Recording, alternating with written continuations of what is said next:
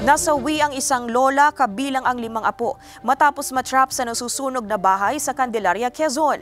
Ang detalye sa report ni Paul Hernandez.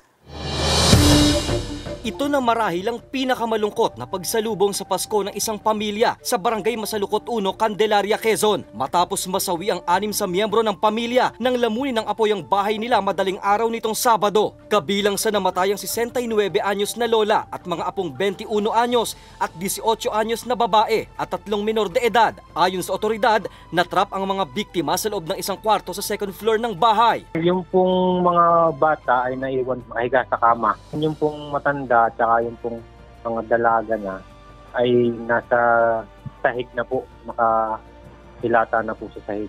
2 naman ang nakaligtas sa trahedya. Na-suffocate umano ang mga nasawi sa kapal ng usok na bumalot sa bahay. Gawa sa light materials ang malaking bahagi ng bahay kaya mabilis umano itong nilamon ng apoy. Yung pong survivor nila ay mother po ng 4 na dalaga, and then yung isa po ay kapatid po nung isa.